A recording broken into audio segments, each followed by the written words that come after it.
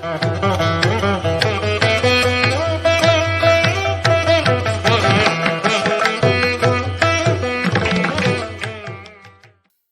అండి. ఇప్పుడు నేను మహాభారతంలోని ఉద్యోగ పర్వంలో తృతీయ శ్వాసాన్ని పారాయణ చేస్తానండి. మీరు శ్రవణం చేయండి. శ్రీకృష్ణుడి రాయభారము. సంజయుడు ఉపప్లావ్య నగరం నుండి హస్తినాపురానికి వెళ్ళిపోగానే ధర్మరాజు తమ్ముడును కుమారులను పిలిచి, మనం అందరం కలిసి శ్రీకృష్ణుడిని కౌరవ సభకు పంపుదాం, అందువల్ల మనం బంధువులతోనూ స్నేహితులతోనూ యుద్ధం చేయడాన్ని వారించవచ్చు అని చెప్పి వారందరినీ వెంట పెట్టుకుని శ్రీకృష్ణుడు బస చేస్తున్న అంతఃపురానికి వెళ్ళాడు. ద్రౌపది కూడా అక్కడే ఉంది. ధర్మరాజు ఇలా అన్నాడు. ధర్మరాజు: మహానుభావ కృష్ణ, మాకు ఎల్లప్పుడూ శుభాలు కలిగిస్తూ మమ్మల్ని రక్షిస్తూ ఉండమని మా తండ్రి పాండురాజు నీకు అప్పచెప్పి వెళ్ళిపోయాడు. నువ్వు మా కోసం పూనుకోవాల్సిన సమయం దగ్గర పడింది. నీ రాయభారం వలన అయోగ్యుడైన దుర్యోధనుడితో యుద్ధం చేయడం తప్పుతుంది. మా భాగం రాజ్యాన్ని పంచుకుని సుఖంగా ఉంటాం. మొన్నటికి మొన్న సంజీవుడు వచ్చి చెప్పిన మాటలను బట్టి మా తండ్రి ధృతరాష్ట్రుడు ఉద్దేశం స్పష్టమవుతూనే ఉంది కదా. మాకు రావాల్సిన రాజ్యభాగాన్ని ఇవ్వకుండా ఉండేందుకు తండ్రి కొడుకులిద్దరూ కళ్ళబొల్లి మాటలు చెప్పి సంజీవుని పంపించారు. మేము 13 ఏళ్ల పాటు అష్టకష్టాలు పడి వస్తే ధృతరాష్ట్రుడు లోకధర్మాన్ని కాలదని మమ్మల్ని కోపగించుకోవద్దని బుజ్జగిస్తున్నాడు. అతడికి కొడుకు మీద గుడ్డి ప్రేమ ఉండడం వల్లనే దుర్యోధనుడు కుటిలత్వం మాన్పడం లేదు. ఇంతకన్నా అన్యాయం మరెక్కడైనా ఉంటుందా? కృష్ణ, యుద్ధం మాట ఎత్తకుండా ఎల్లకాలం ఇదే విధంగా కొనసాగడానికి వీల్లేదు. ఇది మా పౌరుషానికే పెద్ద మచ్చ. ఎటువంటి పరిష్కారమైనా సరే మా తల్లి బంధువులకు సంతోషం కలిగించేదిగా ఉండాలి. అప్పుడే కౌరవులు పాండవులు కలకాలం సుఖంగా జీవించగలుగుతారు. కృష్ణ, నిండు సభలో నువ్వు మన బంధువులంతా వింటూ ఉండగానే మా తండ్రికి అర్ధరాజ్యం ఇవ్వడానికి ప్రాణం ఒప్పకపోతే ఇంద్రప్రస్థం, కుశప్రస్థం, వృకస్థలం, వాసంతి, వారణావతం ఇస్తే చాలని చెప్పాను. ఇందుకు అతగాడికి మనసు ఒప్పకపోతే అతడి ఇష్టం వచ్చిన చోట 5 గ్రామాలు ఇచ్చినా చాలని సంజీవుడితో చెప్పి పంపాను. అది యథార్థమైన మాట. మా మాటల్లో దాపరికమేమీ లేదు. కృష్ణ, దుర్యోధనుడు నేను అడిగిన 5 ఇస్తాడో ఇవ్వడో తెలియదు. అట్లాగని క్రూర కార్యాలు చేసేందుకు నా మనసు ఒప్పుకోవడం లేదు. పోనీలే, నాకెందుకు ఈ రాజ్యం సంపదలు అని అడగకుండా ఉంటే నన్ను ఆశ్రయించుకున్న ఉన్న వాళ్ళందరికీ కూడా కూడు గుడ్డ పెట్టలేని దైన్యస్థితి ఏర్పడింది కనుక కౌరవులు మేము ఉన్న రాజ్య సంపదను పంచుకుంటే అందరం సుఖంగా జీవిస్తాము. అయ్యా, వాళ్ళంతా బయట వాళ్ళైనా సరే అయిన వాళ్ళైనా సరే వాళ్ళందరినీ ఎందుకు చంపాలని కోరుకోవాలి? యుద్ధం కన్నా మరో మంచి మార్గమే లేదా? కౌరవుల పక్షంలో మా బంధువులు మిత్రులు ఉన్నారు. కేవలం రాజ్యం కోసం వాళ్ళందరినీ చంపడం ధర్మమేనా? అట్లా చంపితే లోకం మమ్మల్ని హర్షిస్తుందా? నిందల పాలు కామా? యుద్ధం అంటే పాపం మూట కట్టుకోవడమే కదా. అది ఇహపరాలకు చేటు కాదా? ధర్మపాలనలో ఎన్నో కష్టాలు ఎదురవుతాయి. ఇతరమైన ధర్మ మార్గాలు క్షత్రువులకు తగనివని పెద్దలు అంటారు. కనుక ఆయుధాలు చేత పట్టుకుని బతకడమే వారికి యోగ్యమైన పని. అలాగని రాజ్యం కోసం వంశాన్ని నాశనం చేసుకుంటామా? కానీ యుద్ధం అన్న తర్వాత ప్రాణ నష్టం తప్పదు. ఒకడు 10 మందిని ఓడించడం, ఓడిన వారు పారిపోవడం, మహాబలశాలి కూడా ఒక సామాన్యుడి చేతిలో దెబ్బలు తినడం యుద్ధంలో సర్వసామాన్యం. వీడు తప్పకుండా గెలుస్తాడని కానీ ఓడిపోతాడని కానీ ఎవరూ చెప్పలేరు. ఓడిపోవటం కన్నా చావటం మేలు. యుద్ధం కాకుండా శత్రువును ఒప్పించిన వాడి ధన్యుడు. అతడు మాత్రమే హాయిగా గుండెల మీద చెయ్యి వేసుకుని నిద్రపోగలుగుతాడు. శత్రుత్వం ఏర్పడడం అంటే పామున్న ఇంట్లో కాపురం ఉన్నట్లే, అనగా నిశ్చింతగా ఉండలేడు. అందువల్ల ఎవరితోనూ తగువ పెట్టుకోకుండా ఉండటమే మంచిది. ఇన్ని విధాలుగా ఆలోచించినా పగ వల్లే కీడే కానీ మేలు జరగదు. విరోధం వల్ల విరోధం సమసిపోదు. ఒకడు విరోధంతో ఇంకొకరిని బాధపడుతూ ఉంటే బాధ పెట్టేవాడితో తలపడక మానడు. ఒక్కొక్కప్పుడు దానివల్ల దారుణమైన పరిణామాలు ఏర్పడతాయి. కనుక విరోధాన్ని అణిచివేయడమే శ్రేయస్కరం. ఇది నిజం. కృష్ణ, నేను సంపద కావాలని యుద్ధం జరగకుండా ఉండాలని కోరుకుంటున్నాను. యుద్ధం వల్ల వంశనాశనం, ధన నష్టం జరుగుతాయి. ఈ 2 జరగని ఉపాయం ఏదైనా ఆలోచించి బాగుపడటం మంచిది. కృష్ణ, దుర్యోధనుడు అన్యాయంగా పరుషవాక్యాలు పలికినా కూడా ఓర్పు వహించు. తొందరపాటుతో సభ నుండి బయటకు రావద్దు. పెద్దల మాట దుర్యోధనుడు పెడచెవిన పెట్టాడనే నింద అతడికే వస్తుంది.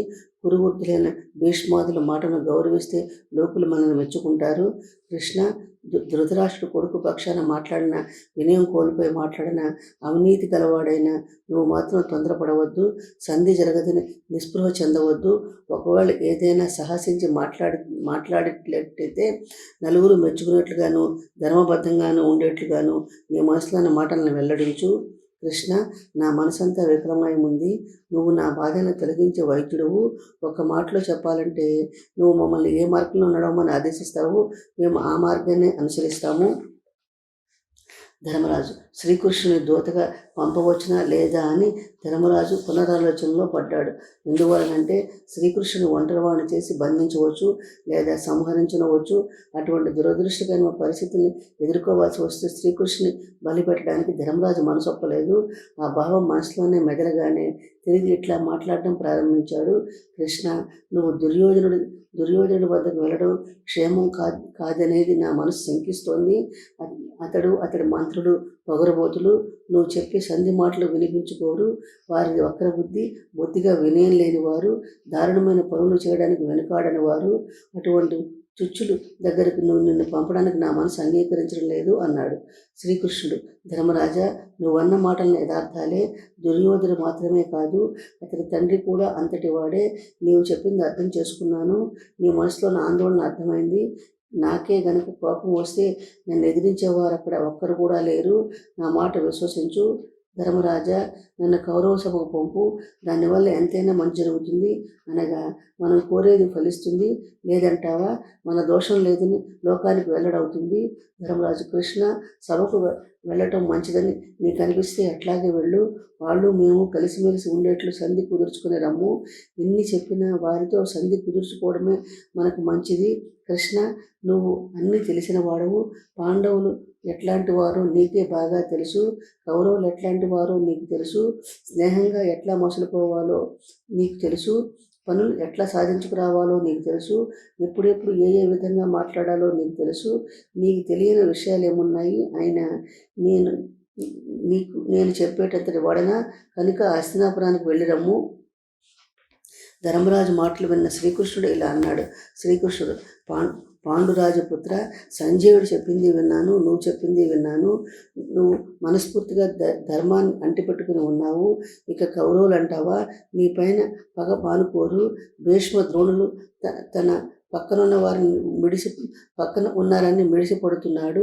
అణిగిమణిగి ఉండటం, యాచన చేత బ్రతకడం రాజులకు తగిన పని కాదు. కౌరవులు సునాయాసంగా మీ నుండి రాజ్యాన్ని కాజేసి తినడం మరిగారు. మరి ఇప్పుడు మీ భూమి మీకిమ్మంటే వారికి ప్రాణం ఒప్పుతుందా? నువ్వే చెప్పు. వాళ్ళ నౌకర్లందరికి భయపడరు, అధర్మానికి జంకరు. అటువంటి వారి ముందు పోయి యాచిస్తే పనులు జరుగుతాయా? నిన్ను దైన్యాన్ని విడిచిపెట్టు, యుద్ధం చెయ్యి. శత్రు సైన్యాలను జయించడం వలన నీకు ఇహపర సుఖాలు రెండూ లభిస్తాయి. శాశ్వత కీర్తి లభిస్తుంది.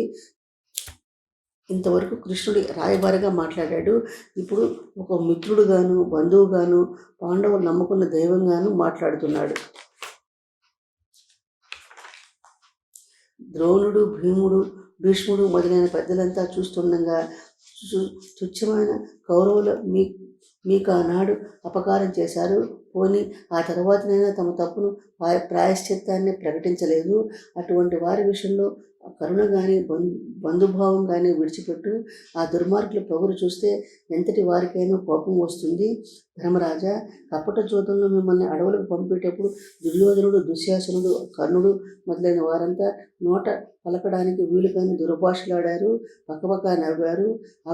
అవి విన్న వాళ్ళంతా ధృతరాష్ట్రుని కాకి పొడిచినట్లు పొడిచారు. మీరేమో సమర్థులై ఉండి కూడా సత్యాన్ని కట్టుబడ్డారు. పర్లెత్తి మాట అనకుండా తల వంచుకుని అన్ని సహించి ఊరుకున్నారు. మిమ్మల్ని చూసిన వాళ్ళంతా కంటతడి పెట్టుకున్నారు. అందరి చేత వచ్చి అనిపించుకున్న వారికి భగవంతుడే తగిన శాస్తి చేస్తాడు. ధర్మం తప్పిన వారిని గెలవటం తేలిక. వాళ్ళంతా దైవోపహాతులు. వాళ్ళ ముందే చంపబడ్డారు. చంపదగిన వారిని నువ్వే కాదు, ఎవరైనా చంపవచ్చు.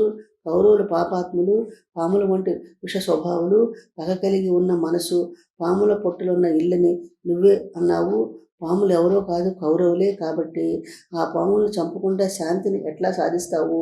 కనుక వాళ్ళని చంపటమే పరమధర్మం కూడాను. ధర్మరాజా, నీ ధృతరాష్ట్రుడికి, తాత భీష్ముడికి సంతోషం కలిగేట్లు నీ ప్రేమను, భక్తిని ప్రదర్శించాలనుకుంటున్నావు. తప్పకుండా కౌరవ సభలో అన్ని దేశాల రాజులు, స్నేహితులు, బంధువులు ఉంటుండగా నీ నిష్కలంకమైన చరిత్రను చాటి చెప్తాను. ధర్మ మార్గాన్ని పోయేందుకు నువ్వు పడుతున్న ఆవేదనంతా వారికి నివేదిస్తాను. ధర్మరాజా, దుర్యోధనుడు ఎట్లాగూ సంధి పొసగలిస్తాడన్న నమ్మకం నాకు లేదు. అంతేకాదు, మరీ పేటరేగిపోయి నోటికి వచ్చిందల్లా మాట్లాడతాడు. ధృతరాష్ట్రుడు కూడా అంతా వింటాడే కానీ కొడుకును మందలించే ప్రయత్నం చేయడు, ఉపేక్ష కూడా చూపిస్తాడు. దాంతో సభలోని వారందరికీ ఆ తండ్రి కొడుకుల నాటకం బట్టబయలవుతుంది. అంతా వాళ్ళనే నిందిస్తారు. అంతకన్నా మనకు కావలసినది ఏమున్నది? నేను మాత్రం కోపం తెచ్చుకోకుండా నా సాయశక్తుల సంధి కోసమే ప్రయత్నిస్తాను. నా ప్రయత్నం ఫలించిందా సంతోషమే. ఒకవేళ సంధి కుదరకపోతే ఆ సభలోని వారి ప్రయత్నాలు ఎట్లా ఉన్నాయో యుద్ధం చేయడానికై వచ్చిన వారి ప్రవర్తనను, సామర్థ్యాన్ని తెలుసుకుని వస్తాను. ఆ విధంగా కూడా నీకు విజయం కలిగేట్లు ప్రయత్నం చేస్తాను. ధర్మరాజా, దుర్యోధనుడు బొందులో ప్రాణమున్నంత వరకు మీ భాగాన్ని మీకు ఇవ్వడానికి అంగీకరించడు. ఇది సత్యము. నాకు ఎన్నో యుద్ధ శకునాలు కనిపిస్తున్నాయి కనుక నువ్వు వెంటనే చతురంగ బలాల్ని సమకూర్చుకుని యుద్ధానికి సిద్ధంగా ఉండు. సైన్యంలో ఉత్సాహం తగ్గకుండా చూడు. మనకు సహాయం చేస్తానన్న రాజులందరికీ హెచ్చరికలు పంపు. భీముడు, కృష్ణ, యుద్ధం అంటూ మమ్మల్ని ఎందుకు భయపెడుతున్నావు? శుభం పలకమంటే ఏదో అన్నట్లు సంధి కోసం పోతూ యుద్ధం మాటలు ఎందుకు? దుర్యోధనుడు మదమెక్కి ఉన్నాడు. సభలో ఒక్కరు కూడా అతన్ని ఎదిరించి మాట్లాడే వాళ్ళు ఉండరు. అహంకారం, గర్వం, క్రోధం పట్టి పీడిస్తూ ఉంటే భక్తుల్ని కూడా అతడు దుఃఖంలోనే నెట్టేస్తున్నాడు. ఎవరూ పట్టించుకోకపోవడంతో అతడు ఆడింది ఆట, పాడింది పాటగా సాగుతోంది. కృష్ణ నేనంటేనే మండిపడుతూ ఉంటాడు. సమయం చిక్కినప్పుడల్లా నన్ను చంపాలని చూస్తూ ఉంటాడు. నా భుజబలాన్ని గుర్తించలేని తుచ్చుడు. అర్జునుడు, ధర్మరాజు ఏదో విధంగా కురువంశం నిలబెట్టేందుకు తలమునకలుగా ప్రయత్నాలు చేస్తారు కనుక నాకు ఆ దుర్యోధనుడితో కలిసి బతకడం తప్పదనిపిస్తోంది. పాండవులు, కౌరవులు పాలు నీరులా కలిసిమెలిసి జీవిస్తూ ఉండేవాళ్లే. ఆ దుర్యోధనుడి వల్లనే మనకి కలతలు ఏర్పడ్డాయి. ఆ దుర్మార్గుడు ఒక్కడే కులక్షయానికి కారణము. ముందుగానే ఎందుకు నిరాశ చెందటం? మన ప్రయత్నం మనం చేద్దాము. నువ్వు ఘటన సమర్థుడు కదా, నీ సర్వశక్తులు వినియోగించి గుడ్డివాడ రాజ్యంలో వ్యాపారం చేసిరా. కృష్ణ, కౌరవ సభలో ధృతరాష్ట్రుడు, భీష్ముడు వినేట్లుగా దుర్యోధనుడితో నా మాటగా చెప్పు. నువ్వు మేము అన్నదమ్ములము. మనలో మనకి కీచులాట్లు అంటూ ఉంటే పైవాళ్ళు ఆనందంగా చప్పట్లు కొడతారు. ఇది మన కీర్తికి పెంచేదేనా? మేము కలిసిమెలిసి పెద్దలు చెప్పినట్లు విందాము. మన రాజ్యాన్ని పంచుకొని సంతోషంగా ఉందామని నా మాటగా చెప్పు. భీముడి మాటలు విన్న కృష్ణుడు పక్కును నవ్వాడు. ముందన్నడు భీముడి నోటి వెంట ఇటువంటి మాటలు వినలేదు. భీమసేనుడు మెత్తబడటం చూస్తుంటే అగ్నిహోత్రం ఆరిపోయినట్లు, పర్వతం దూదిపుంజంలో తేలికైపోయినట్లు అనిపిస్తోందంటూ ఇంకా ఇలా అన్నాడు. కృష్ణుడు, కీచకుడిని సంహరించిన భీమసేన, నువ్వెప్పుడు యుద్ధం అంటే అమితోత్సాహం చూపిస్తూ ఉండేవాడివి. పరమ దారుణమైన శత్రువును కూడా విడగడలాడించే శౌర్య పటాటోపం కలవాడివన్నీ. దుర్యోధనుడు పేరు చెప్తేనే మండిపడేవాడవు. అన్నగారు ఎప్పుడెప్పుడు రాజ్యాభిషేకం జరుగుతుందా అని ఉరకలు వేస్తూ ఉండేవాడు అయిన నువ్వు ఈ రోజున ఇటువంటి అసంబద్ధమైన మాటలు మాట్లాడుతున్నావేమిటి? భీమసేన, భయమే నిన్ను చూసి భయపడుతూ ఉంటుంది. అటువంటి పిరికి మాటలు మాట్లాడడం తగునా? భీముడు, కృష్ణ, నాకు పౌరుషం నూరిపోసే ప్రయత్నం చేయకు. మా అన్నగారు మా తండ్రి భాగం భూమి ఇస్తే చాలు అంటున్నారు. మేము ఆయన మాట ఎన్నడైనా ఎదురు చెప్తామా? రేపు యుద్ధం ఎట్లాగూ తప్పదు. ఆనాడు నా చేతిలో దుర్యోధనుడు పడే పాటలు నువ్వే దగ్గరుండి చూస్తావు కదా బావా. నా శక్తి సామర్థ్యాలు నీకు తెలియవా? మీద పడుతున్న వెనుకాడే వాడని కాదు. మోచేతులతో ఎత్తి పట్టుకుంటానే గాని నేల మీద పడనిస్తానా? కృష్ణుడు, పవనపుత్ర, నీ భుజబలం నేనెరుగునా? ఏదో పరిహాసానికి అన్నానంతే. ఈ మాత్రానికి కోపగించుకోవాలా?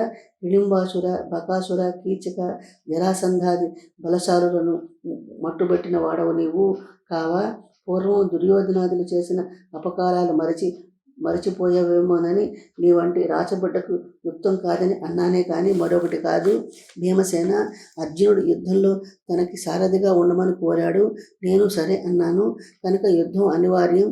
కనుక యుద్ధరంగంలో నీ సహకారం ఎంతో అవసరం. శత్రువుల్ని గెలిచేటప్పుడే కదా మన కీర్తి రాజ్యలక్ష్మి సమకూరేది. భీముడు ఎట్టెట్ట నువ్వు అర్జునుడు యుద్ధం చేసేవారు, మేము మాత్రం నోరు వెళ్ళబెట్టుకుని చూస్తూ నిలబడేవాళ్ళమా? అదిగో బావా, హస్తినాపురానికి వెళ్ళగా భీముడి దగ్గర నీ ఊగదంపుడు కబుర్లు యుద్ధమే రాని నేను ఏనుగులు కుంభస్థలాలు పగల కొడుతూ గుర్రాలను నేల కూలుస్తూ రథాలను నుగ్గు చేస్తూ అలసట లేకుండా గదాప్రహరణం చేయడం వల్ల నువ్వే చూస్తావు కదా. అప్పుడు నువ్వే వచ్చి నా వీపు తట్టి బావా భళా అని మెచ్చుకుంటావు. నాకు యుద్ధం అంటే భయమా? పిడుగుగా బిడియం. కృష్ణుడు వాయునందన, నీ సంగతి నాకు తెలియదా? నువ్వు చెప్పిన దానికన్నా ఎక్కువే చేసి చూపిస్తావు. పూర్వం ఎన్నోసార్లు నిన్ను తెప్పగా చేసుకుని మాకు ఎన్ని కష్టాలు వచ్చినా భయపడకుండా దుఃఖమైన సముద్రాన్ని దాటగలిగాము. ఇప్పుడు కూడా మా కష్టాలన్నింటినీ తొలగించి మమ్మల్ని సుఖపెట్టవలసిన వాడవు కూడా నువ్వే. గుణరత్న నిధివైన ఓ భీమ, నేనిప్పుడే కురుసభకు వెళ్తున్నాను. వారంతా మన దారికి వచ్చేట్లు మాట్లాడి సంధి కోసం శతవిధాల ప్రయత్నం చేస్తాను. అట్లా కుదరని పక్షంలో మాకు నువ్వే ఆధారం సుమా. అర్జునుడు తన అభిప్రాయాన్ని కృష్ణుడికి తెలుపుతాడు. అర్జునుడు, కృష్ణ, ధర్మనందనుడు నీకు చెప్పాల్సినంత చెప్పేశాడు. నేను ప్రత్యేకంగా చెప్పాల్సిన మాట ఏమీ లేవు. ధృతరాష్ట్రుడు విరాసపరుడు. అతడు ససేమీరా మాకు రాజ్యభాగం ఇవ్వడానికి అంగీకరించడు. అతడి కొడుకు అంతకన్నా 2 ఆకులు ఎక్కువే చదివాడు, పైగా కర్కోటకుడు. అందువల్ల సంధి కుదరటం అసంభవం అనేసి భావిస్తున్నాను. నా గాంధీవం శస్త్రాస్త్రాలు పని లేక మోగబోతున్నాయి. వాటికి ఏదైనా పని కల్పించే ఉపాయంతో తిరిగి రమ్ము.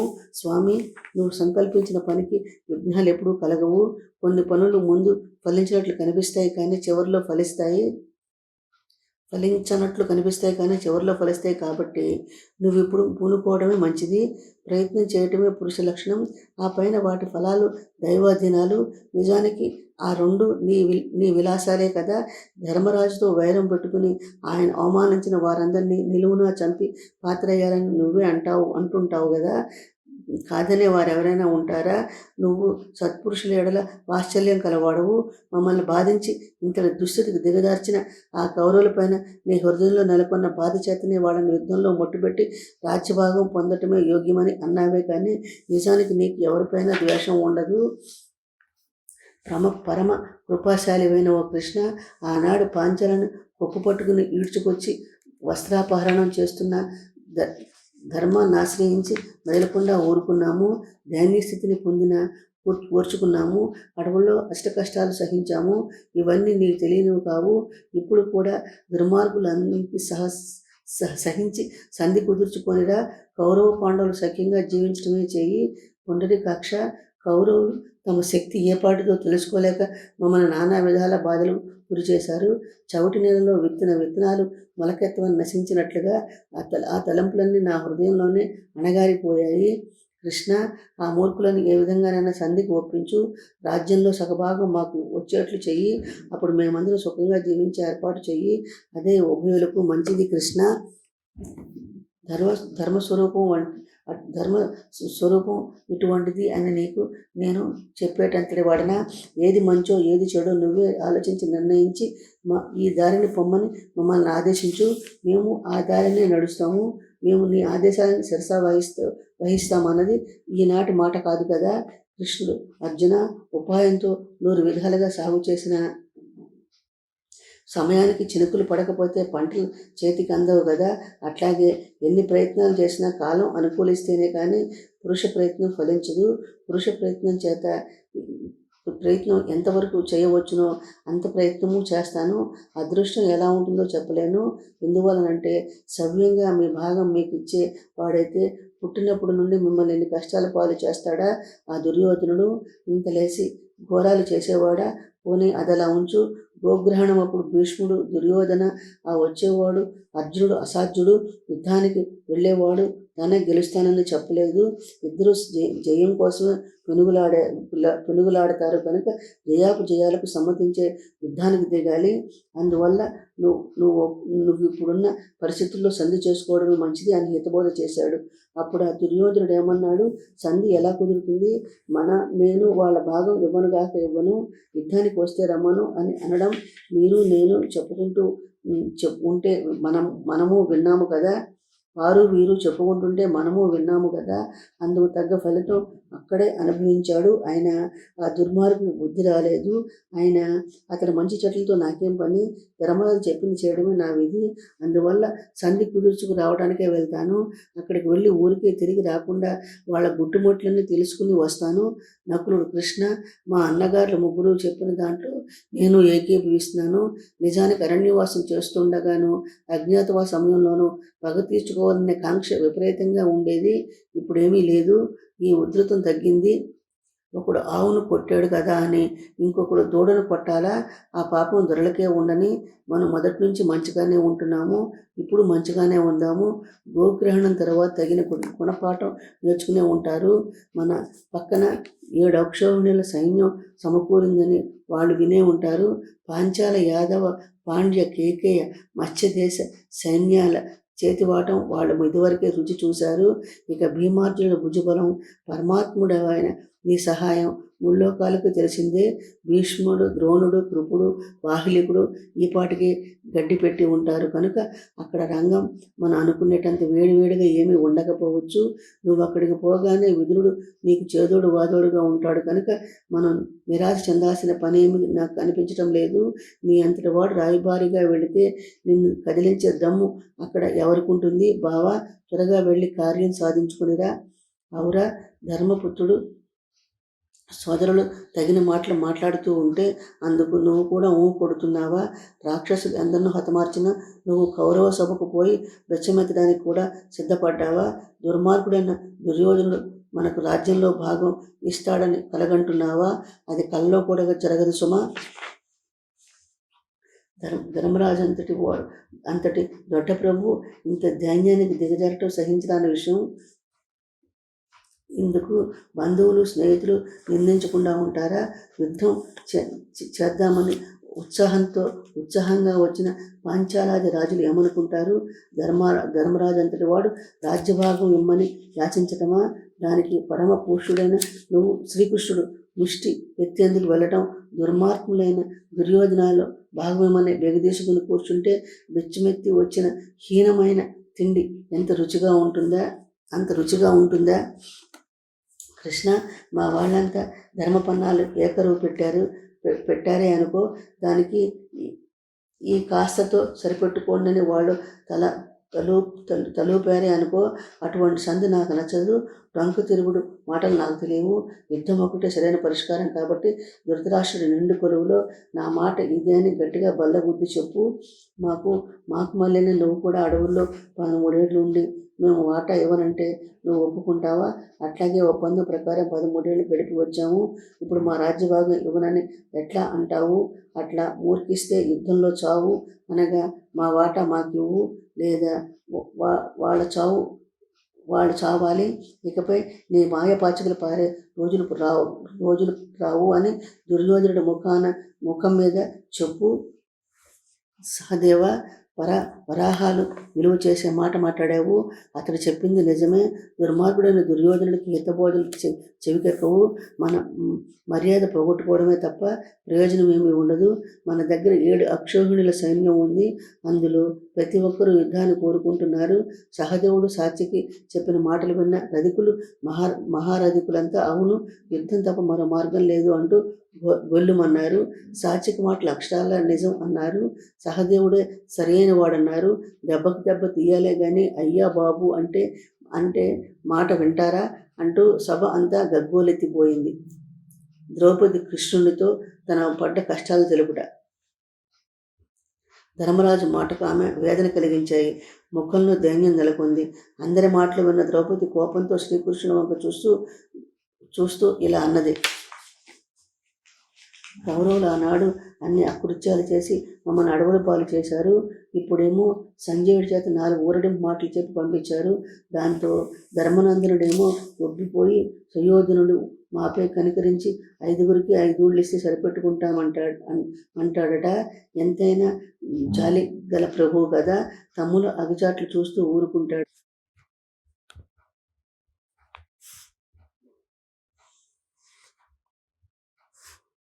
వారితో పొత్తుకు అంగీకరిస్తే మాత్రం లోకులు పాండవులు ఎంత తెలివి తక్కువ వారని, చేతకాని వారని, సిగ్గులేని వారని ఆడిపోసుకోరా?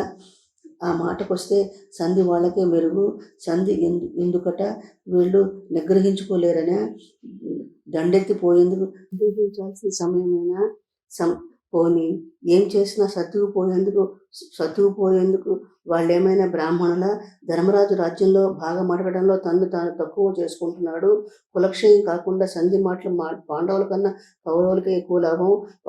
వాళ్ళంతా ఎన్నెన్ని దుర్మార్గాలు చేసి ప్రాణాలతో బతికి పడతారు. పోని బలాబలాల లెక్కలు తెలుసుకుంటే వారికన్నా పాండవుల శ్రేష్ఠులు కనుక యుద్ధంలో మనకే తప్పక జయం కలిగేటప్పుడు మనకి సంధి కోసం ప్రాకులాట అన్నది ఆమె మనోవేదన. అసలు సమస్య ధర్మరాజు శాంతి జపమే. అన్నా, నేను ఇట్లా అంటున్నానని తప్పుగా అనుకోవద్దు. నువ్వు, ధర్మరాజు, అతడి తమ్ముళ్ళు అంతా కలిసి ఏం మంచిదో ఆలోచించి మీ మంచితనానికి మచ్చ రాకుండా మన పని కూడా అయ్యేట్లుగా బాగా ఆలోచించిన మీదట మీకు నచ్చిన పద్ధతిలో సంధి చేసుకోండి. అట్లా అంటున్నానని ఏమీ అనుకోవద్దు. నా మనసులోని బాధలు గమనించండి. వాటిని పట్టించుకోవడం మీ కనీస కర్తవ్యం అని నా భావము. ఇంకో మాట ఏమిటంటే, అది నా సొంత గోడు అనుకుంటున్నారేమో. ఆయన ఈ మాటలు బాగా ఆలకించండి. కృష్ణ, మీరంతా రాజనీతిజ్ఞులు. మీ ఆలోచనలు ఎప్పుడు ఆ దశలోనే ఉంటాయి. వాటిని తప్పు పట్టేందుకు ఎవరిని ఎల్లవెళ్ళ ఇతరులు మిమ్మల్ని అభినందించాలని నేను కోరుకుంటాను.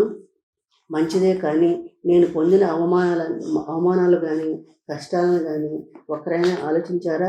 నా సంగతి అలా ఉండని పోనీ మీరు కౌరవులతో చేస్తున్న సంధి ప్రయత్నాలు మీ ప్రతిష్టకు తగ్గట్లుగా ఉన్నాయా అని ఒక్కరైనా ఆలోచించారా? అనగా మీ సంధి ప్రయత్నాల్ని కౌరవులు ఆహ్వానిస్తున్నారా?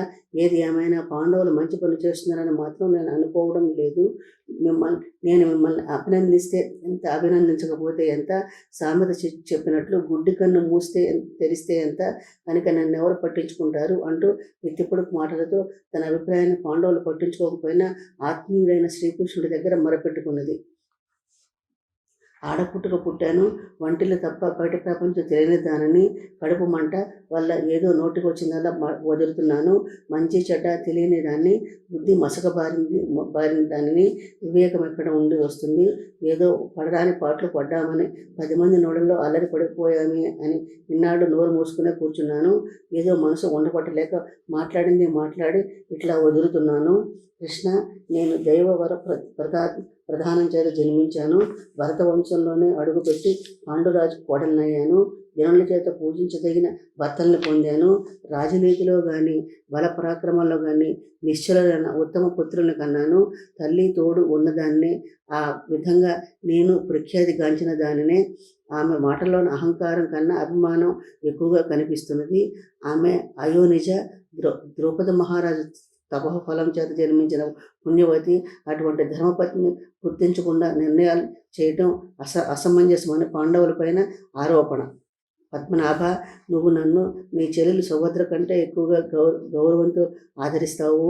అట్టి నేను రాజసూయ దీక్ష అయిన తరువాత అవబృంద స్నానాలు చేసి పవిత్రాలనే ఉండగా మహిమతో కూడిన నా జడ పట్టుకుని ఒకనొకనాడు నా భర్తలు 5గురు చూస్తూ ఉండగా గురువులో ఈడ్చుకుని తెచ్చాడు. అటువంటి ఇళ్ళని ఏ విధంగా పరాభవిస్తారా? నువ్వే చెప్పు. ముకుంద, ఆనాడు నేను ఏకవస్త్రనే ఉన్నప్పుడు నన్ను దుశ్శాసనుడు బలాత్కారంగా సభకు లాక్కురావడం, నా భర్తలు దిగ్భ్రాంతి చెంది నా మీద ఆశలు వదులుకుని మెదలక బొమ్మల్లాగా చూస్తూ ఉండడాన్ని, నీ మీద నమ్మకంతో మనసంతా నిన్నే నింపుని భక్తితో వేడుకున్నప్పుడు నువ్వు నన్ను ఆదరించిన వైరము నువ్వు కౌరవులతో సంధి కుదుర్చుకునే సమయంలో గుర్తు చేసుకో. అన్న కోడలిని ఆయన చూడకుండా ఈ గుడ్డి మహారాజు నన్ను దాసిగా చేసుకుంటాడు. మళ్ళీ నా భర్తలు ఆ మహానుభావుడి దగ్గరికే వెళ్తే నేను వారి వెనకే వెళ్ళి అతగాడి కోడరికం చేయమంటావా, లేక దాసి పనులు చేయమంటావా? నేనేం చేయాలో నువ్వే చెప్పు. అలా అంటున్న కొద్దీ ద్రౌపదిలో వేగము, ఆ వేగాన్ని మించిన ఆవేదన క్షణక్షణానికి పెరిగిపోతూ నిలువెల్లా ఊగిపోయింది. చివాలన కొప్పు అంతా ఊడదీసి నల్లగా నిగనిగలాడుతున్న వారాటి పాముల్లా మెరిసిపోతున్న శిరోజాన్ని కుడి చేతిలోకి తీసుకుని హృదయంలో చెలరేగుతున్న దుఃఖాన్ని, క్రోధాన్ని అదుపు ఆపుకోలేక కళ్ళలో నీరు నిండి ఉండగా తటాలను ఆసనంపై నుండి లేచి కృష్ణుని ఎదుట తల వెంట్రుకల నుంచి ఇలా అన్నది. కృష్ణ, ఈ శిరోజాలు దుశ్శాసనుడు నన్ను బలాత్కారంగా సభకు ఈడ్చుకు తెచ్చేటప్పుడు అతడి వేళ్లతో చిక్కుని సగం తెగిపోగా మిగిలినవి నువ్వు కౌరవ సభలో సంధి గురించి మాట్లాడేటప్పుడు వీటిని గుర్తు చేసుకో. ఈ శిరోజాలు పట్టిలాగి సభలోకి ఈడ్చుకు తెచ్చిన ఆ దుశ్శాసనుడి చేతిని, శరీరాన్ని యుద్ధంలో చిన్న చిన్న ముక్కలై చెల్లాచెదురుగా పడి గుర్తు తెలియని విధంగా పడి ఉండటాన్ని చూసినప్పుడే నా మనస్తాపం చల్లారుతుంది. కంటతుడుపు ఓదార్పు మాటలు నా పగ చల్లారదు. దీనికంతకు కారకుడైన దుర్యోధనుడి శవం నా కాళ్ళ ముందు పడాలి. అది నేను దమనందనుడికి కళ్ళారా చూడాలి. అట్లా జరగకపోతే కొండంత గదను భుజాన వేసుకున్న తిరిగే భీమసేనుడు, తాటి చెట్టంట గాంధీవాన్ని చంకనేసు తిరిగే అర్జునుడు శౌర్యము తగలబెట్టనా? దుష్ట సంహారం చేసి లోకాన్ని ఉద్ధరించేందుకు పూనుకున్న నీ అంతటి సోదరుడు, పరాక్రమవంతులైన భక్తులుండి కూడా పరాభవం చేత రగల్చబడ్డ క్రోధాన్ని అనే నిప్పును ఒళ్ళో పెట్టుకుని రాక్షస సహనంతో భారిస్తున్నాను. ఆ పరాభవాగ్నిని ఎప్పటికి చల్లారుతుందో కదా. ఆ విధంగా కంఠస్వరం కంపించేట్లుగా ద్రౌపది విలపించింది. శ్రీకృష్ణుడు ఆమెను ఊరడించి కూర్చోమని చెప్పాడు. ఆమె కన్నీరు వత్తడానికి చెదిరిన జుట్టు ముడివేసుకున్నందుకు పరిచారికలను పిలిపించి ద్రౌపదితో ఇలా అన్నాడు. పాంచాలి, నేనుండగా దుఃఖిస్తావెందుకు? భీమార్జుల సాయంతో ధర్మరాజు ఆజ్ఞను శిరసావహించి నీ మనసు సంతోషపడేట్లుగా చిత్తులైన ఆ దుర్యోధనాదుల్ని నిర్మూలిస్తాను. లోకం కోసం సంధి మాటలు అంటున్నానే కానీ దుర్మార్గులైన కౌరవులు మనకు భాగం పంచి ఇస్తారా? ఎవ్వరు కాక ఎవ్వరు. అమ్మ, దుఃఖం మాను. నువ్వెంత విలపిస్తున్నావో దుర్యోధనాదుల భార్యలు కూడా అంతగా విలపిస్తారు. నువ్వు వాళ్ళ ఏడుపులు విని నీ క్రోధాగ్ని చల్లార్చుకునే రోజు దగ్గరలోనే ఉంది. నువ్వు పక్కపక్క నవ్వే సమీపించింది. శ్రీకృష్ణుడు అనునయిస్తూ సర్ది చెప్పడంతో అందవేసిన చెయ్యి ద్రౌపది కష్టాన్ని కలిగించింది కౌరవులు. ద్రౌపది కష్టాల్లో ఉన్నప్పుడు దుర్యోధనాదుల భార్యలు పగలబడి నవ్వారు. మొగుడు కొట్టినందుకు కాదు, తోడుకోడలు నవ్వినందుకే ఎక్కువ దుఃఖిస్తానన్నది పాత సామెత. అందువల్ల వాళ్ళు దుఃఖించేటప్పుడు నువ్వు కూడా నవ్వే సమయం దగ్గరలోనే ఉందని ఊరడిస్తున్నాడు. అమ్మ, ఇముని దున్నపోతూ మెడలోని గంటలు సవడి కౌరవాదులకు వినపడకపోవటం వల్ల యుద్ధం అంటే ఉబలాట పడుతున్నారు. అట్టి కౌరవుల సంధికి ఎక్కడ మొగ్గు చూపుతారు? సంధికి సంబంధించిన సౌమ్య వాక్యాలు వారికి ఎక్కడ చెవికెక్కుతాయి? కావున యుద్ధం అనివార్యము. నువ్వెందుకు అనవసరంగా హైరాణ పడతావు? ఆ మాటకొస్తే యుద్ధమే దైవ నిర్ణయమని విజ్ఞులైన పెద్దలు అభిప్రాయపడుతున్నారు కనుక దైవ నిర్ణయాన్ని మార్చడం ఎవరితనం? ఇంకో మాట ఏమిటంటే, నేను బాగా ఆలోచించి చెప్పిన మాట మేరు పర్వతం తలకిందులైనా సరే యుద్ధం జరిగే తీరుతుంది. నేను శపథం చేసి మరీ చెప్తున్నాను. పాండవులు శత్రు సంహారం చేయడం తప్పదు. మన భారత సామ్రాజ్ఞి కాకను తప్పదు. అదంతా ఎంతో కాలం లేదు. శ్రీకృష్ణుడు ఆ విధంగా మనసుకు చెవులకు ఆనందం కలిగించే మాటలు మాట్లాడి ద్రౌపదిని ఓదార్చాడు. ఆమె కూడా శాంతించి కళ్ళు తుడుచుకున్నది. అప్పుడు అర్జునుడు లేచి కృష్ణుడితో ఇలా అన్నాడు. బావా, బంధురీత్యా మేమిద్దరము నీకు సమానమే కనుక నీ శక్తియుక్తులన్నీ ఉపయోగించి శాంతి మార్గాన్ని అవలంబించు. మా అన్నగారు కూడా అదే కోరుకుంటున్నారు. దుర్బుద్ధి కలిగిన దుర్యోధనాదులు ఈ మార్గాన్ని అంగీకరించకపోతే దైవం ఉన్నాడు, ఆ దేవుడు అన్నీ చక్కబెడతాడు. అర్జున, కౌరవులకు మీరు మేలు చేకూర్చేదాన్ని చేయమని ధర్మరాజు నన్ను హస్తినాపురానికి వెళ్ళమన్నాడు. నేను కూడా ఆ పని మీద సంతోషంగా బయలుదేరతాను. ధర్మబద్ధమైన శ్రీకృష్ణుని మాటలను ధర్మరాజు మనసులో పొంగిపోయాడు. కృష్ణ, అట్లాగే చెయ్యి, అదే మన నిశ్చయము. దీనిని మరిచిపోవద్దు. కృష్ణ, నీ నక్షత్రం రోహిణి, రేపు రేవతి, తారాబలం, చంద్రబలం దివ్యంగా ఉన్నాయి. రేపు ఉదయమే ప్రయాణానికి మంచిది. ఆనాటికి సభ ముగిసింది. మన్నాడు ఉదయాన్నే శ్రీకృష్ణుడు నిత్యకృత్యాలన్నీ ముగించుకున్నాడు. సూర్యోపాసన, అగ్ని ఆరాధన ముగించి బ్రాహ్మణులను పూజించాడు. ప్రయాణ కాలంలో వారికి ఇవ్వాల్సిన దానాలు ఇచ్చి వారిని సంతోషపెట్టి వారి దీవెనలను అందుకున్నాడు. వారిప్పుడు మంత్రాక్షతలు స్వీకరించాడు. అప్పుడు సాత్యకిని పిలిపించాడు. హస్తినాపురానికి తనతో కూడా రమ్మన్నాడు. అతడితో ఇంకా ఇలా అన్నాడు. శ్రీకృష్ణుడు, తమ్ముడు దుర్యోధనుడు దుర్మార్గుడు. మన వాళ్ళతో మెరికల్లాంటి వారిని ఆయుధాలతో కూడా రమ్మను. నువ్వు వెంటనే ప్రయాణమేరా. దుర్యోధనుడు దుష్టుడు. అతడితో చేరిన వాళ్ళంతా కూడా వంకర బుద్ధి కలవాళ్లే. చక్రం గద మొదలైన ఆయుధాలన్నీ రథంలో పెట్టించు. ఆయుధాలను రథంలో పెట్టించు. అంతట తారకుడు, శైభ్య, సుగ్రీవ, మేఘ, పుష్ప, వలరూపం అనే గుర్రాలను పూంచి రథాన్ని సిద్ధం చేశాడు. గరుడ ధ్వజాన్ని అమర్చాడు. శ్రీకృష్ణుడు ప్రయాణానికి అనువుగా అలంకరించుకుని వచ్చాడు. మంగళ తుర్యానాదాలు మోగుతుండగా, రెండు వైపుల నుంచి చామరాలు వీస్తుండగా వైభవంగా రథానికి కూర్చున్నాడు. అప్పుడే పరివారానంతా వెంట పెట్టుకొచ్చిన సాత్యకిని తన రథంలో ఎక్కించుకున్నాడు. అన్నదమ్ముల దగ్గరికి శుభశకునాలు కనిపించాయి. కుడికన్ను కుడి భుజము అదిరాయి. పూర్ణ కలశము వృషభము ఎదురు వచ్చాయి. మొత్తైదు అక్షతలు చల్లారు. అప్పుడు ధర్మరాజు రథం దగ్గరికి వచ్చి ఇలా అన్నాడు. కృష్ణ, మా తల్లి కుంతిదే కురువంశాన్ని పవిత్రం చేసే ప్రవర్తన కలది. నువ్వు వచ్చావని తెలియగానే ఆమె ప్రాణాలు లేచి వస్తాయి. ఆమె పడుతున్న మనోవేదనంతా మర్చిపోతుంది. ఆమె దగ్గరకు పోయి మేమందరం నమస్కారం చేశామని చెప్పు. గట్టిగా కౌగిలించుకుని ఆమె మనోవేదన నివారించు. మేము అడవులకు పోతుంటే మాతో పాటు ఎంతో దూరం వచ్చింది. దీనంగా మా వంక చూస్తుంటే మా కడుపులు తరుక్కుపోయాయి. విధిలేక మమ్మల్ని వదిలి వెనక్కి వెళ్ళింది. మమ్మల్ని అందరినీ లక్క ఇంట్లో పెట్టి కాల్చి చంపే ప్రయత్నం చేసినప్పటి నుండి నేటి వరకు మా కోసం ఆమె దిగులు పడిన రోజంటూ లేదు. మా కోసం దిగులుతోనే పాలనలో పడ్డ బలిలాగా చిక్కి సగమై ఉంటుంది. ఆమె కష్టాలు గట్టెక్కే కాలం దగ్గర పడిందని చెప్పు. నువ్వంటే ఆవిడకి కొండంత ధైర్యం. మా కృష్ణుడుగా మాకు దిగులేమిటి ఎప్పుడు అంటూ ఉండేది. అయినా నీ మేనత్ను నువ్వే ఊరడించి రావాలి సుమా. కృష్ణ, గురుదేవులైన ద్రోణాచార్యుని, కురువంశ శ్రేష్ఠుడైన బాహిలికుని, స్నేహితుల్ని, బంధువుల్ని, రాజుల్ని పేరు పేరున విచారించి వాళ్ళ మనసుకు సంతోషం కలిగేట్లుగా మాట్లాడు. విదురుణ్ణి మరీ అడిగానని చెప్పు. ఆయన గట్టిగా కౌగిలించుకుని గౌరవించి మాట్లాడు.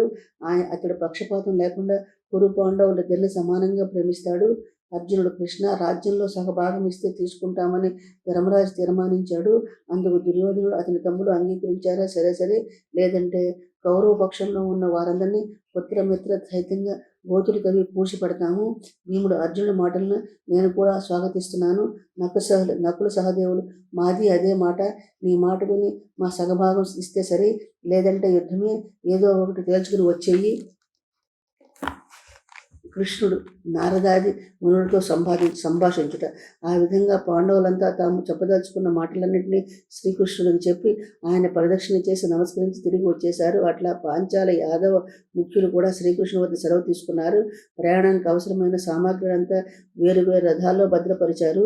అప్పుడు శ్రీకృష్ణుడు రథం హస్తినాపురం బాటగా ప్రయాణం మొదలుపెట్టింది. దారిలో నారదుడు, కన్నుడు, జమదగ్ని కనిపించారు. శ్రీకృష్ణుడు వెంటనే రథాన్ని ఆపించి దిగి వెళ్ళి వారికి నమస్కరించాడు. వారితో శ్రీకృష్ణుడు ఇలా అన్నాడు. మహర్షులారా, ఒకే చోట తారసపడ్డారు. విశేషమైన ఉన్నదా? నేను తమకు చేయాల్సిన పని సేవ ఏదైనా ఉంటే సెలవివ్వండి అని అడిగాడు. అప్పుడు నారదుడు ఇలా అన్నాడు. వాసుదేవ, చిత్తుడువైన నిన్ను చూడడానికి కౌరవ సభలో నువ్వు నడిపే రాయబారాన్ని కళ్ళారా చూడాలని భీష్మాది పెద్దలు విని ఏమంటారో ప్రత్యక్షంగా చూసి వినాలనే కుతూహలంతో బయలుదేరాము అన్నాడు. అందుకు శ్రీకృష్ణుడు సంతోషించి అనుమతించాడు.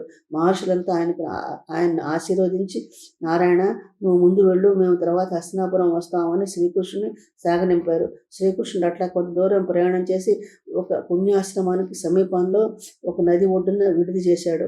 అక్కడ శాస్త్రవిహితంగా అగ్ని కార్యాలు నిర్వహించాడు. సూర్యాస్తమయానికల్లా కుశస్థలం సమీపించాడు. అక్కడ బ్రాహ్మణోత్ములు శ్రీకృష్ణుడికి ఎదురు వెళ్ళి తమ గృహాన్ని పావనం చేయమని ప్రార్థించారు. అంతమంది జనంతో మమ్మల్ని ఇబ్బంది పెట్టడం బాగుండదని మర్యాదపూర్వకంగా వారికి నచ్చచెప్పి అక్కడే విశాలమైన మైదానంలో గుడారాలు వేయించాడు. ఆ తర్వాత శ్రీకృష్ణుడు ముఖ్యమైన వారిని వెంటబెట్టుకుని ఆ బ్రాహ్మణుల ఇళ్లకు వెళ్ళాడు. అక్కడ వారిచ్చిన ఆతిథ్యాన్ని స్వీకరించాడు. తర్వాత తమ గూడారాలకు చేరుకుని ఉదయాన్నే హస్తినాపురానికి ప్రయాణం సాగించాడు. ధృతరాష్ట్రుడు శ్రీకృష్ణుడు వస్తున్నట్టు తెలుసుకుని భీష్ముడిని, ద్రోణుడిని, విదురుడిని, దుర్యోధనుడిని, కర్ణుడిని, సైంధవుడిని, శకుని ఎదురెళ్ళి ఆహ్వానించుకుని పంపించాడు. అప్పుడు దుర్యోధనుడితో ఇలా అన్నాడు. ధృతరాష్ట్రుడు, దుర్యోధన, శ్రీకృష్ణుడు పాండవుల పని మీద మన వద్దకు వస్తున్నాడు. ఆ రోజు కుశస్థలంలో బస చేశాడు. రేపటికల్లా హస్తినాపురానికి వస్తాడు. అంతకన్నా ఆనందించదగిన విషయం ఏముంటుంది? ఎవరు అతన్ని సంతోషపెడతారో వారందరికీ శుభాలు జరుగుతాయి. ఎవరు అతన్ని సంతోషపెట్టారో వారికి సంతోషపెట్టరో వారికి అశుభాలు జరుగుతాయి. కావున అతడికి సపర్యలు చేయడానికి కావలసిన ఏర్పాట్లు చేయండి. భవనాలన్నీ అలంకరించడం వంటి మంగళకరమైన పనులన్నీ చేయించండి. అతడి హృదయం సంతోషపడేట్లుగాను, మన అంతస్తు తగినట్లుగాను, అతడి మీద మనకున్న ప్రేమను వెల్లడి అయ్యేట్లుగాను అన్నీ సిద్ధం చేయండి. భీష్మాది పెద్దలంతా ధృతరాష్ట్రుని మాటలు సంతోషించారు. ఇది మన అవశ్యం చేయదగినదేనని మెచ్చుకున్నారు. అప్పుడు దుర్యోధనుడు సేవకులను పిలిపించి ఇలా అన్నాడు. సభాసదనంలో నేలంతా కస్తూరితో అలకండి, కర్పూర రంగవల్లికలతో అలంకరించండి, గోడలకు కుంకుమలతో బొట్లు పెట్టండి, ద్వారాలన్నింటినీ మణిమయ హారాలతో అలంకరించండి. ఈ ఏర్పాట్లన్నీ ఒక సభా మండపానికే కాదు, నగరమంతా కూడా అలంకరించండి. చలువ పందిళ్లు వేయించండి. నా భవనంలోని దుశ్శాసనుడు భవనంలోనూ కళాఖండాలు తెప్పించి గోడలకు వేలాడదీయండి. ఈ పనులన్నీ కృష్ణుడు నగరానికి వచ్చేలోపుగా జరగాలి. అంతేకాదు నగరమంతా ఉత్సవాన్ని జరపాలి. రకరకాల సుగంధ ద్రవ్యాలు, పూలమాలల్ని, రత్నాలను, ఆభరణాలని, విచిత్రమైన వస్త్రాలను సిద్ధం చేసి ఉంచండి. రుచికరమైన అన్నపానీయాలను సిద్ధం చేయండి. ధృతరాష్ట్రుడు విదురుడితో సంభాషించుట. ధృతరాష్ట్రుడు, విదుర, శ్రీకృష్ణుడికి మణులు పొదిగిన రకరకాల రథాలను, వేగంగా పరిగెత్తే గుర్రాలను, మంచి జాతికి చెందిన ఏనుగుల్ని, విలువైన రత్నాలను, అనేక మంది దాసీలను బహుమతిగా ఇవ్వాలని ఉంది. విదుర, మన భవనాల్లో కానీ, దుర్యోధన దుశ్శాసనుల భవనాల్లో కానీ అతడే వస్తువుని ఇష్టపడతాడో గ్రహించి ఆ వస్తువులన్నింటినీ అతడికి ప్రేమతో సమర్పించుకుందాం అన్నాడు విదురుడు. మహారాజా, పరమాత్ముడైన శ్రీకృష్ణుని సంతృప్తిపరచడం కన్నా మంచి పని ఏముంటుంది? అది మనం అవశ్యం చేయదగిన పని. అయితే పాండవులకు కేవలం 5 గ్రామాలన్నా ఇవ్వడానికి మనకు శక్తి లేదు కదా. శ్రీహరికి ఇష్టమైన వాటిని ఇచ్చేపాటి సంపద మనకెట్లా వస్తుందా అని అట్లా అనుకోడా? మహారాజా, నీ మనసులో ఏముందో అర్థమైంది. శ్రీకృష్ణుడికి ఇష్టమైన కానుకలిచ్చి మన పక్కకి తిప్పుకుందామని దురాలోచన చేస్తున్నావు. నువ్వు శ్రీకృష్ణుడికి లంచమిచ్చి పాండవులకు అన్యాయం చేయాలని అడగాలనుకుంటున్నావు. నువ్వెంత తెలివితక్కువవాడవో నీ ఆలోచన చెప్తుంది. నువ్వు మేరు పర్వతంతో సమానమైన ధనం లంచమిస్తానన్నా అతడు అర్జునుడికి విడిచిపెట్టడు. శ్రీకృష్ణుడి పైన అర్జునుడికి ఉండే భక్తి ప్రపత్తులు ఎటువంటివో నువ్వు తెలుసుకోవడానికి ఇష్టపడటం లేదు. శ్రీకృష్ణుడి మహిమలు ఎరగని వాడవా నువ్వు? అర్జునుడు శ్రీకృష్ణుడితో ప్రాణంతో సమానం. పూర్ణ కుంభంతో సాదరంగా ఆహ్వానించి కాళ్ళు కడుక్కునేందుకు చెంబుడు నీళ్ళిచ్చి యోగక్షేమాలు కనుక్కోవడం తప్ప మరేమీ అతడు కోరుకోడు. శ్రీకృష్ణుడు కోరుకోడు. మహారాజా, మళ్ళీ చెప్తున్నాను విను. శ్రీకృష్ణుడు మన దగ్గరికి ఏ పని మీద వస్తున్నాడో ఆ పని సద్బుద్ధితో చెయ్యి. అదే అతడికి ఇష్టము. ఆ పని కాదని నువ్వెన్ని చేసినా ఏమీ లాభం ఉండదు. దుర్యోధనుడు, మహారాజా, శ్రీకృష్ణుడు స్వభావం విదురుడు చక్కగా చెప్తాడు. అతడు పాండవుల్ని ఎన్నటికీ విడిచిపెట్టడు. అతడి స్వభావాన్ని తెలిసి కూడా విలువైన కానుకలిస్తే మనం భయపడ్డామని అతడు అనుకుంటాడు. కార్యం కాస్త అభాస పాలైనప్పుడు లోకులు మనల్ని చూసి నవ్వుతారు. శ్రీకృష్ణుడు పూజించి తగిన వాడ నాకు తెలుసు. ఈ సందర్భంలో మనం అతడికి ధనం ఇస్తే మనకు అల్పత్వమే బయటపడుతుంది. అందువల్ల శత్రువుల అహంకారం పెరుగుతుందే కానీ మన ఎడల గౌరవ భావం కలగదు. భీష్ముడు, ధృతరాష్ట్రుడా, నువ్వు నీ కొడుకులు కలిసి అతడికి ఏదైనా బహుమతులు ఇస్తే ఒక విధంగానే ఇవ్వకపోతే మరొక విధంగానే భావిస్తాడా?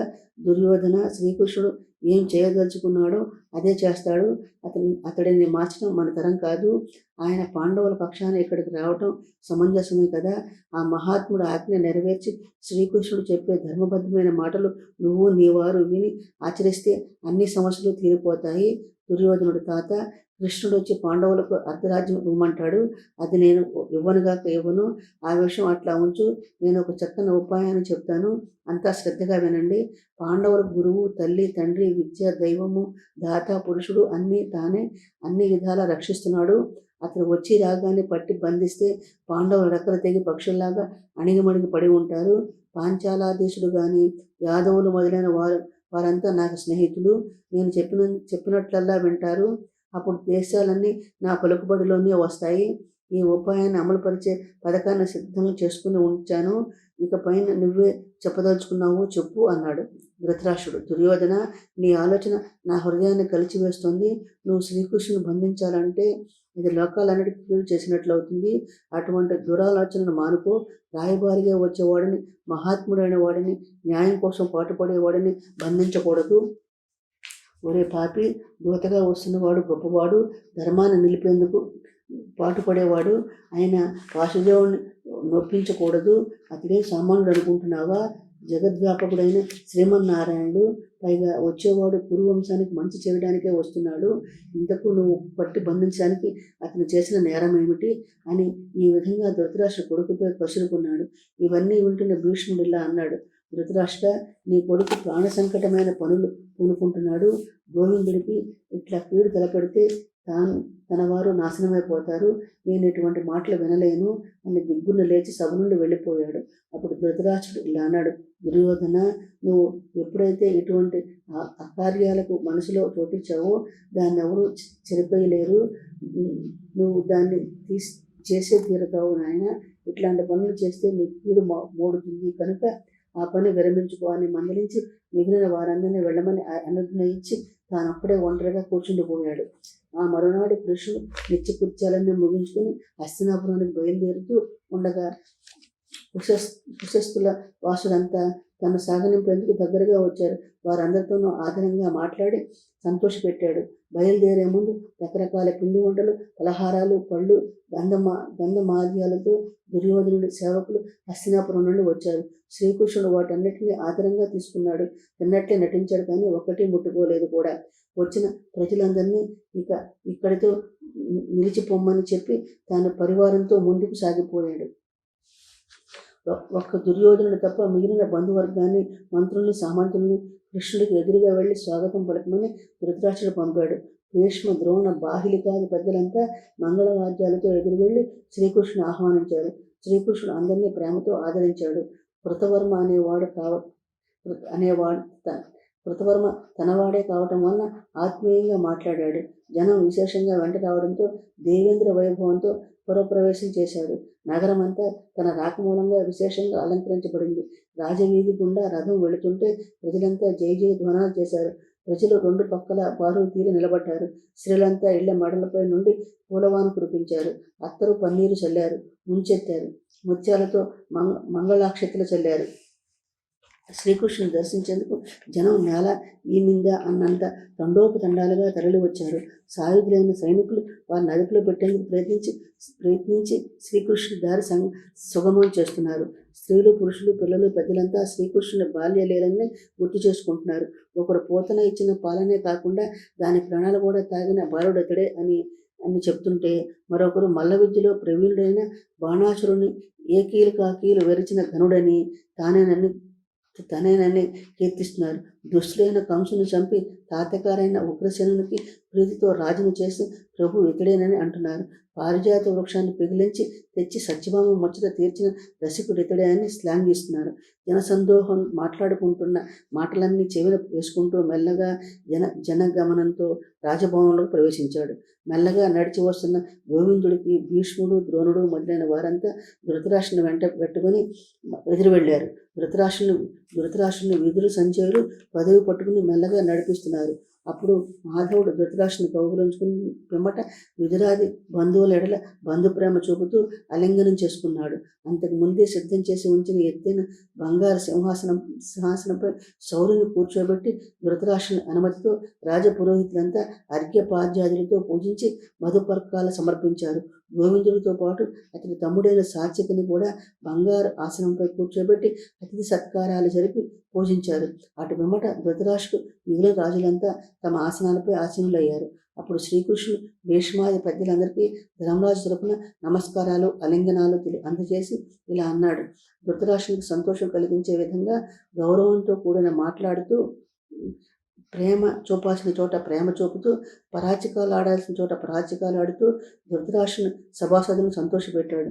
కొద్దిసేపు వారందరితో ముచ్చడించి విదురాది బంధువుల ఇళ్లకు కూడా వెళ్ళి వస్తానని ధృతరాష్ట్రుని వద్ద సెలవు తీసుకుని బయలుదేరాడు. విదురుడు ఒక అంగలో శ్రీకృష్ణుని ముందు వాలి తన ఇంటికి ఆదరంగా పిలుచుకుని వెళ్ళాడు. అతడి స్వాగతంతో కృష్ణుని ఎడల భయాన్ని, భక్తిని, వినయాన్ని, స్నేహాన్ని, సంతోషాన్ని కలగాపులగంగా వెలకబోస్తూ గోవిందుడికి దేవత ఉపచారాలు చేస్తూ పూజించాడు. కుంతీపుత్రుడు యోగక్షేమాలని పేరు పేరును అడిగి తెలుసుకున్నాడు. శ్రీకృష్ణుడు కూడా అతనికి పాండవుల విషయాన్ని పోసుగుచ్చినట్లుగా చెప్పి సంతృప్తిపరిచాడు. అక్కడి నుండి కృష్ణుడు కుంతిని చూసేందుకు ఆమె నివాసానికి వెళ్ళాడు. శ్రీకృష్ణుడు చూడగానే కుంతి ఆమె పుత్రులంతా జ్ఞాపకాన్ని వచ్చి దుఃఖం ముంచెత్తుకొస్తుంటే మేనల్లుడు మేడ పట్టుకుని ఊరని ఏడ్చింది. ముకుందుడు ఆమెను ప్రేమతో అత్త అని పిలిచి ఊరడించాడు. అంతలో కుంతి తాను సంభాళించుకుని శ్రీకృష్ణుడు కూర్చునేందుకు ఆసనం చూపింది. ఆమె కూడా అతని దగ్గరగా కూర్చుని ఇలా అన్నది. కృష్ణ, నా పిల్లలు పాండవులంతా నీ కట్టుబాటులో పెరిగారు. అందువలనే వారంతా నీతిమంతులు, వీరులు, పుణ్యశీలులు అయ్యారు. 10 మంది చేత కష్టాలు అనుభవిస్తూ అడవులు పాలయ్యారు. నన్ను ఇక్కడ విడిచిపెట్టి వెళ్ళారన్న మాటే కానీ నా మనసంతా వారితోనే ఉన్నది. నా చేతుల మీదుగా అన్నం పెడితే తృప్తిగా తిని పట్టుపరుపులపై పడుకుని నిద్రపోయేవారు. అటువంటిది పొదల్లోనూ గుట్టల్లోనూ పశుపక్షాదుల మధ్య ఎట్లా నిద్రించగలుగుతున్నారో వాళ్ళు. కష్టాలు ఒకటా రెండా తండ్రి లేకపోయినా నేనే తల్లిని తండ్రి అయి పెంచాను. వాళ్ళని విడిచి ఇంతకాలం ఎన్నడూ ఒంటరిగా ఉండి ఎరుగను. అరణ్యాల్లో పడ్డ కష్టాలు చాలవన్నట్లు విరాటుడు కొలువులో ఎన్నెన్ని దుఃఖాలు పొందారో కదా నాయన. కృష్ణ, దయాగుణం గల ధర్మరాజు క్షమమేనా? సింహపరాక్రముడైన భీమసేనుడు కుశలమా? విలువిద్యలో ఆరితేరిన అర్జునుడు సుఖంగా ఉన్నాడా? వినయ విధేయతలు కలిగిన నకుల సహదేవులు ఎట్లా ఉన్నారు? ద్రౌపది పరమసాధ్వి, ఆమె సుఖంగా ఉన్నదా? కృష్ణ, నీకు తెలియనిదేమీ లేదు. నిజానికి నా కొడుకుల కన్నా కోడలంటేనే చాలా ఇష్టము. నా కొడుకులు నాపై చూపే ప్రేమ కన్నా పాంచాలి నన్ను 1,000 రెట్లు అధికంగా ప్రేమించేది. పవిత్రమైన నడవడిక కలది. మన వాళ్ళందరి ముందు పురుసభలో ఆమె పొందిన ధైర్యాన్ని చూసి నా కడుపు చెరువైపోయింది. ఆనాడు నిండు సభలో ద్రౌపదిని అంతగా అవమానిస్తుంటే విదురుడు ఒక్కడు తప్ప మిగిలిన వాళ్ళెవరూ నోరెత్తలేదు. సత్వ స్వభావాన్ని చెప్పవలసి వస్తే విదురుడు ఒక్కడే లోకాలన్నిటికీ ఆదర్శంగా నిలుస్తాడు.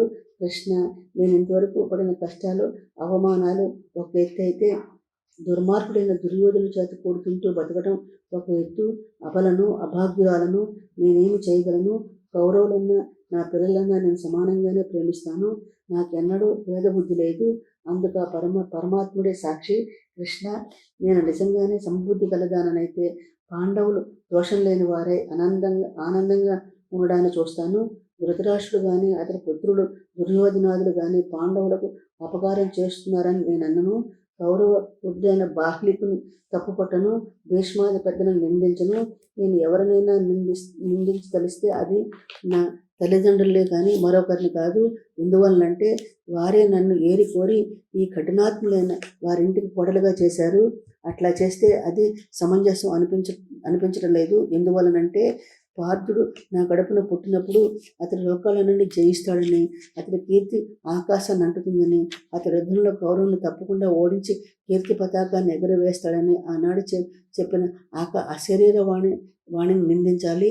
కృష్ణ, లోకంలో ఇంకా ధర్మం మిగిలే ఉంటే ఆ శరీరవాణి చెప్పింది నిజమవుతుంది. కృష్ణ, ధర్మోద్ధారకుడైన నీవు నా మాట విన్నావు కనుక నేను చెప్పే ఈ 4 మాటలు నా పిల్లలకు చెప్పు. ధర్మరాజుకు నా మాటగా చెప్పు. నాయన, దీనుడవే గడించే ఈ సంపద నీకెందుకు? నువ్వు క్షత్రియుడవు. నువ్వు ధైర్యం తేజస్సును కోల్పోతే నిప్పులు నీరు కారిపోయినట్లవుతుంది. మగతనం చూపని వారిని జనులు లక్ష్య పెడతారా? భీముడికి అర్జునుడికి ఈ మాటలు చెప్పు. కుమారులారా, క్షత్రియ కన్య ఎందుకోసం పుత్రుని కంటుందో ఆ సమయం రానే వచ్చింది. ఇక ఎంత మాత్రం ఆలస్యం తగదు. ఇప్పుడు కనుక మీరు యుద్ధం చేయకుండా ముందు వెనక చూస్తూ ఉంటే లోకులు మిమ్మల్ని మగవారని అనరు సుమా. నకుల సహదేవులు ఈ మాటలు చెప్పు. మాద్రి పుత్రులైన నకుల సహదేవులకు బాహుబలంతో బతకడంలో క్షత్రియ ధర్మమని, అణిగిమణిగి బతకం దూషించదగినదని చెప్పు. తమ కర్తవ్యం ఏమిటో ద్రౌపదిని అడిగి తెలుసుకోమని పాండవులందరికీ చెప్పు. భీమార్జునులకి కోపం వస్తే వారిని నట్టుకునేవారు ఈ లోకంలో లేరు నాకు తెలుసు.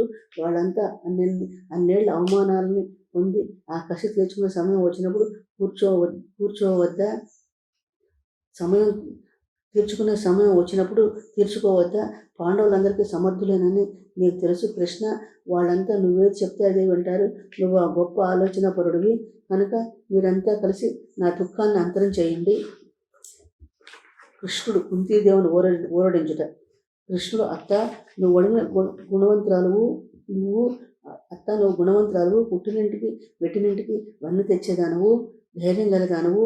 నీ మనసులను బాధనంతా నేను ఎదుగుదును, నీ మనోవ్యాధి నిన్ను తొలగిస్తాను. శ్రీకృష్ణుడు దుర్యోధనుడు సంభాషించుట. సాత్వికని వేరొక బంగారు పీఠంపై కూర్చోబెట్టి తగిన రీతిలో అర్ఘ్యపాద్యాదులతో గౌరవించాడు. ఆ తర్వాత గోవిందుడు పిచ్చాపాటి మాట్లాడుతూ ఉండగా దుర్యోధనుడు భోజనాల ప్రసక్తి తెచ్చాడు. కృష్ణ, నీ కోసం కమ్మటి వంటకాలు చేయించాను, మధురమైన పానీయాలన్నీ సిద్ధం చేశాను, నువ్వు తప్పకుండా మాతో పాటు భోజనం చేయాలన్నాడు. అందుకు శ్రీకృష్ణుడు తాను ఇక్కడ భోజనం చేసేందుకు ఇష్టపడటం లేదన్నాడు. కృష్ణుడు మాటలకు నొచ్చుకుంటున్నట్లుగా నటిస్తూ కర్ణుడితో, విన్నావా కర్ణ, శ్రీకృష్ణుడు అన్న మాటలు, ఈ మాట అతనికి భేద బుద్ధిని తెలుపుతున్నాయి కదా అని అంటూ మళ్ళీ శ్రీకృష్ణుడితో ఇలా అన్నాడు. కృష్ణ, నీతో మాకు పాండవులకు ఒకే విధమైన బంధుత్వం ఉంది. అంతేకాకుండా నువ్వు గొప్ప ధర్మశీలుడువు. నా తండ్రి ధృతరాష్ట్ర మహారాజును ఇష్టపడని నీకు ఇష్టమైన వంటకాలన్నీ పురమాయించాను, మరీ చేయించాను. నువ్వు ఇప్పుడు ఇలా భోజనం చేయకుండా వెళ్తానంటాం ఏమైనా బాగుందా? దీనికి ఏదైనా కారణం ఉంటే చెప్పు అన్నాడు. అతడి మాటలు విన్న శ్రీకృష్ణుడు, దుర్యోధన, నీకు అన్నీ తెలుసు, అయినా నా నోటితో చెప్పించాలని చూస్తున్నావేమో. సరే విను. రాయభారానికి వచ్చిన వారు పని కాకుండా ఎదుటి వారితో కలిసి విందులు చేయటం కానీ, వారిచ్చే బహుమతులు పుచ్చుకోవడానికి కానీ, వారిచ్చే దుస్తులు ధరించడం కానీ చేయకూడదు. వచ్చిన పని ముగించుకున్న తర్వాత నువ్వు చేసే మర్యాదలన్నీ అంగీకరిస్తాను అన్నాడు. మాధవుడు పలికిన పలుకులకు దుర్యోధనుడు ఇలా బదులు చెప్పాడు. పద్మనాభ, తొందరపడి అట్లా అనడం మంచిది కాదు. నా మాట విను. వచ్చిన పని అవుతుంది, కాకపోతుంది. ఆ సందర్భం వచ్చినప్పుడు ఆ విషయాలు మాట్లాడుకోవచ్చు. అంతేకాని భోజనానికి రాయబారానికి ముడిపెట్టవచ్చున, ముక్కుకు వచ్చిన త్రాటిలో కాలు దూర్చవచ్చున. పోనీ నీ మనసులో ఇంకేమైనా కారణం ఉంటే చెప్పు అన్నాడు. శ్రీకృష్ణుడు చిరునవ్వు నవ్వుతూ అక్కడ సమావేశమైన వారందరినీ ఒకసారి కలిగి చూసి, ఏనుగు చిగురుటాకును తొండంతో పట్టుకున్న విజరించినట్టుగా దుర్యోధన చేతిని తన చేతుల్లోకి తీసుకుని ఊపుతూ, ఇట్లాంటి విషయాలన్నీ అవసరం ఉంటే వివరిస్తాను విను అన్నాడు. శ్వాసంలో ఫస్ట్ పార్ట్ పూర్తయిందండి. నా ఛానల్ కూడా సపోర్ట్ చేయండి, సబ్స్క్రైబ్ చేయండి, లైక్ చేయండి, షేర్ చేయండి. నా పాలన కనుక మీకు నచ్చినట్లయితే కామెంట్ రూపంలో తెలియచేయండి.